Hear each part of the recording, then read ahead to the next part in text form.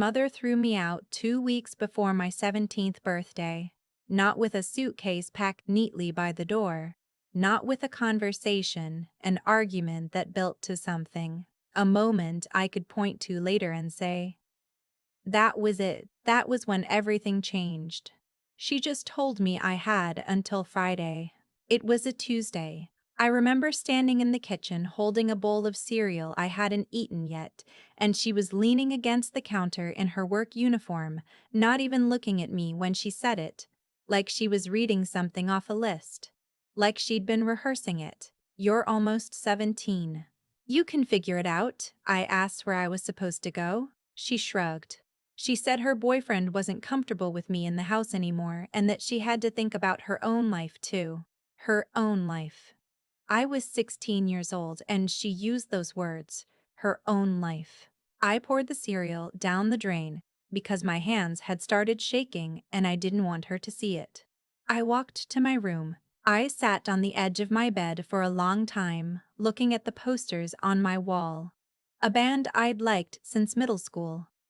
A map of the world I'd tacked up because I used to think I'd travel someday, and I thought, okay, okay, you are going to have to figure this out yourself. I called my friend Sasha from school. I didn't tell her everything, just that things at home had gotten bad, and I needed somewhere to stay for a little while. Sasha's mom, without asking too many questions, said I could have the couch. I stayed on that couch for 11 weeks. I kept going to school. I got a job at a sandwich shop 2 blocks from the bus stop.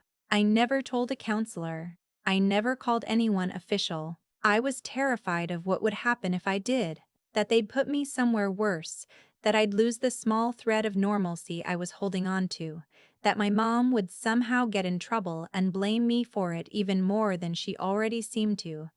So, I just kept going. That's what you do when there's nothing else to do. You just keep going. I turned 17 on a Wednesday. Sasha's mom made a small cake. It was yellow with white frosting and she'd written my name on it in blue. I cried in the bathroom afterward. Not sad crying exactly. More like something cracking open that had been sealed for a long time. I moved into a studio apartment the month I turned 18. It was $460 a month, and the radiator made a sound like someone knocking on a pipe every night around 2 in the morning, and the window in the bathroom didn't close all the way, so it was cold from October until April. I loved it so much it almost hurt. I worked 2 jobs through most of my 20s. Sandwiches, then a retail job at a home goods store, then eventually an office job doing administrative work for a small logistics company. I took community college classes at night. I wasn't glamorous about any of it. I didn't have a story about rising against all odds with some perfect clarity of vision. I was just tired most of the time and trying. I met my husband, Troy, at 23. He was in line behind me at the DMV, and we were both there for the same reason, updating our addresses after moving to the same apartment complex within the same month, and we stood there long enough that eventually we just started talking. He had calm eyes and he listened when I spoke, which sounds like a small thing but was not a small thing, not to me. We got married when I was 26. My mother was not invited. I hadn't spoken to her in almost 9 years by then, and I didn't feel guilty about that. I felt quiet, the way a house feels after a long loud noise finally stops. Troy's family came. My Aunt Marlene came, my dad's sister, the only person from my whole extended family who had stayed in my life and actually deserved to be there. Sasha was my maid of honor. It was 34 people in a rented hall with string lights and folding chairs and grocery store flowers I'd arranged myself the night before. It was the best day of my life up to that point. 2 years later, I had my daughter. We named her Waverly. She had Troy's ears and my stubbornness, which everyone who met her agreed on immediately. She was loud and fearless and completely certain that the world was full of things meant for her to explore, and I understood her down to the bone. Waverly turned 4 in the middle of July. We planned the party for the Saturday closest to her actual birthday, a backyard thing, nothing elaborate, just the people she loved and the things she liked. A kiddie pool, a bubble machine Troy had found at a garage sale, a piñata shaped like a horse because she was going through a horse phase. I made the cake myself, chocolate with strawberry frosting, and Waverly had stood on a step stool the whole time I was decorating it, insisting she needed to help. So there were some uneven spots and a strawberry pressed firmly into the top that she had placed there herself with great ceremony. My Aunt Marlene came, Troy's parents came. Sasha brought her husband and their 2 kids, who were close to Waverly's age. 3 families from Waverly's preschool, kids running through the yard while the adults stood near the grill with paper plates. It was exactly what I'd wanted it to be. Simple and warm and full of people who had actually shown up when it mattered. I was inside getting the juice boxes out of the refrigerator when Troy came through the back door with a look on his face I had only seen a few times before. Careful, steady in the way that meant something was wrong. "Hey," he said low. "Someone's out front. Says she's your mother." I stood there, holding a cardboard flat of juice boxes for what felt like a long time. "She's at the front door?" "At the end of the driveway, actually." I didn't let her come up. I set the juice boxes on the counter. I took a breath. I went to the front of the house. She was standing at the edge of our driveway in a floral dress, holding a gift bag. She looked older than I'd expected, which is a strange thing to notice about someone you haven't seen in 12 years. But there it was. She'd cut her hair short. She was wearing the kind of sandals that come in packs at discount stores. She smiled when she saw me, like we were running into each other at a grocery store, like no time had passed, like nothing had happened. "I heard about the party," she said. "I wanted to come see my granddaughter." I didn't say anything for a moment. "You don't have a granddaughter," I said. "You don't know her. You've never met her." She did something with her face that I remembered from childhood. A kind of flinch that was also not quite a flinch, more like a performance of being hurt that she practiced enough times it had started to look real. "I'm still your mother," she said. "You told me to leave. I was 16. You were almost 17. And things were complicated back then. I've done a lot of work since then. I'm going to need you to leave." She shifted the gift bag in her hands. "I just want to meet her. 5 minutes. I won't cause any trouble." "You being here is the trouble," I said. "I want you off my property. Right now." Her face changed. The performance of hurt went somewhere else, replaced by something tighter. "I drove 2 hours to come here. I didn't ask you to do that." "She's my blood," she said. "You can't just decide to erase me from her life." "I can, actually." I kept my voice level. That was the thing I had decided before I even walked to the driveway. I was going to stay level. I was not going to give her a scene at my daughter's birthday party. I was not going to become the problem. I have every right to decide who is in my daughter's life. You made your choices when I was 16. This is me making mine. Please leave, or I'll call the police." She laughed. Short, dismissive. "You'd call the police on your own mother?" "Yes." Something in my tone must have landed because the laugh stopped. She looked at me for a long moment. "You've become very cold," she said. "I became very capable," I said. "Because I had to. Go home." She stood there another few seconds. Then she turned and walked to her car. I went back inside. I washed my hands at the kitchen sink for no reason other than I needed something to do with my hands. Troy was waiting in the hallway. "She's gone," I said. He hugged me.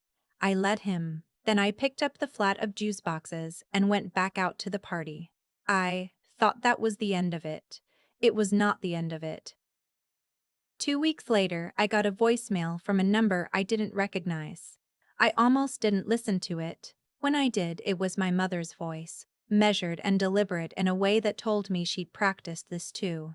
She said she had spoken to an attorney. She said she had a right to petition for grandparent visitation under state law. She said if I didn't agree to a mediated arrangement, she would file a formal petition and let the courts decide. I sat in my car in the parking lot of the grocery store and listened to it 3 times. Then I called Troy. Then I called a family law attorney named Ms. Ketterman, whose name I'd found through the state bar's referral service because that is what you do when someone tries to use the legal system as a weapon against you. You find someone who knows the system better than they do. Ms. Ketterman was direct in a way I immediately appreciated. She didn't soften things. She didn't do the thing where lawyers make simple facts sound reassuring in a way that later turns out to be wrong. She told me that grandparent visitation laws in our state were narrow, that a grandparent seeking court-ordered visitation had to demonstrate, first, that a prior relationship with the grandchild existed, meaningful contact, documented involvement, and second, that visitation was in the best interest of the child. She told me that based on what I described, no prior contact, no relationship whatsoever with Waverly, a petition would face a high bar. She told me to document everything, the voicemail, any texts, any future attempts at contact. She told me not to respond to my mother directly. Let her file if she's going to file, Ms. Ketterman said.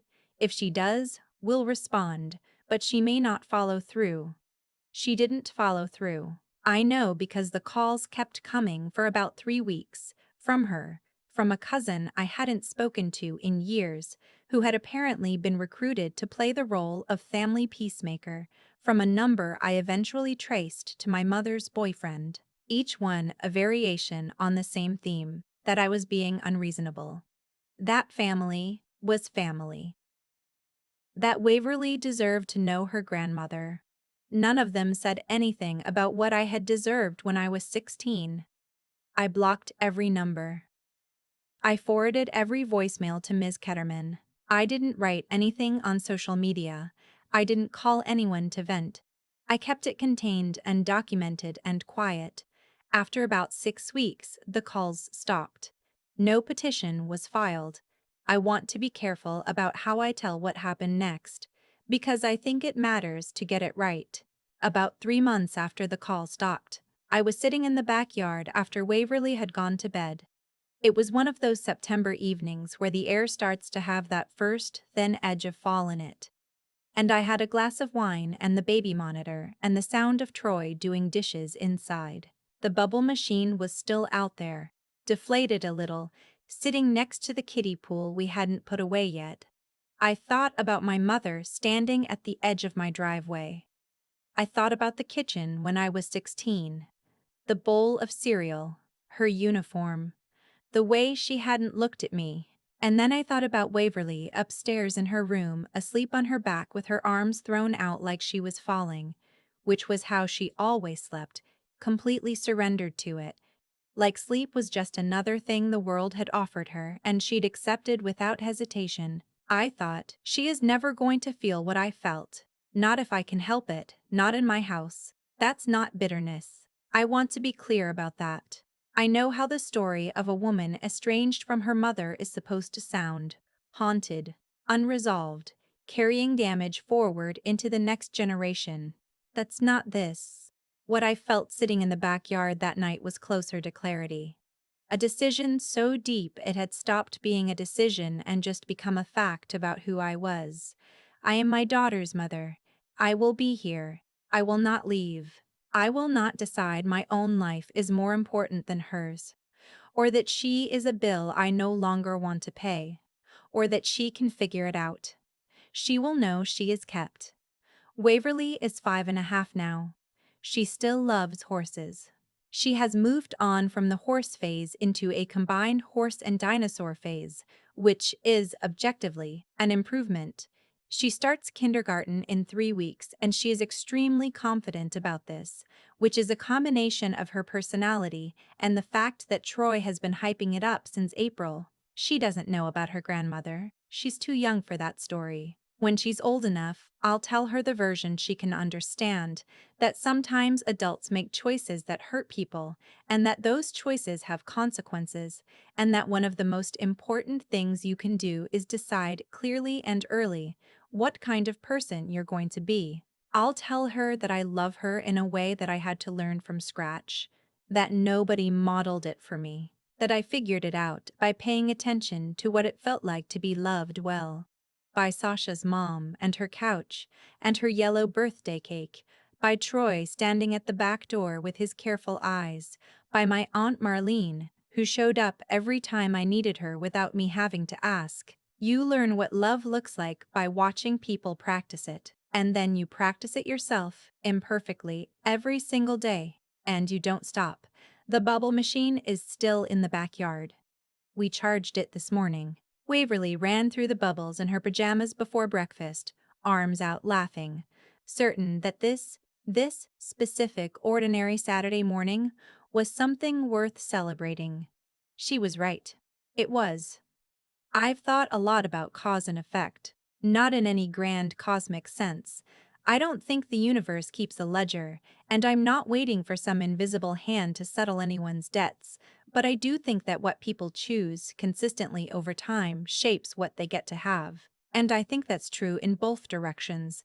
My mother made a choice when I was 16. She made it quickly, without much visible conflict, and she lived with it for over a decade, without once reaching out to ask if I was okay. That choice compounded. It became the absence at my wedding. It became the stranger at the edge of my driveway holding a gift bag for a granddaughter she had never once tried to know. Every year she didn't call was a year she was choosing, again, the same thing she'd chosen in that kitchen. And by the time she showed up at Waverly's birthday, she had built 12 years of distance with her own hands, and then seemed genuinely surprised to find it there. That's the part I keep coming back to. Not the anger.